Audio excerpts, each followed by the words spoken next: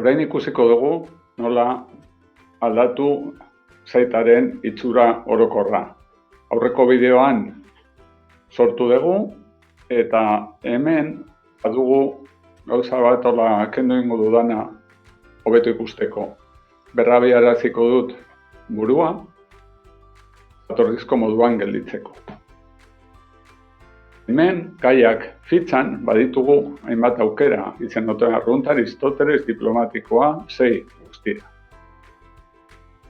Gainean klik eginez, osoaren itxura orokorra aldatuko du. Eragina izango du izenburuan. Eragina izango du testu zatien izenburuetan eta testuetan. Gauza guztietan. Hemen margena ez da oso zabala itxura erabiltzeko garaian.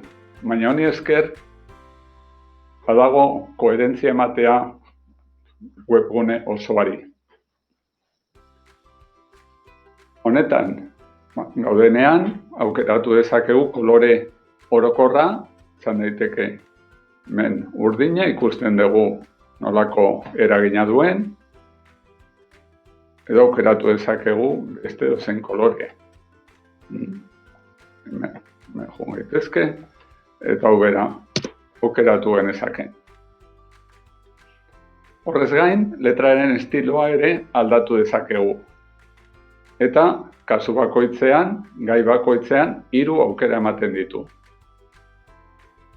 Bata, tankera honetakoa, modernoa, sans serif, letra motakoa, Arialen itxurakoa izan daitekena, bigarrena klasikoa, kasu honetan, eta hirugarrena zodia.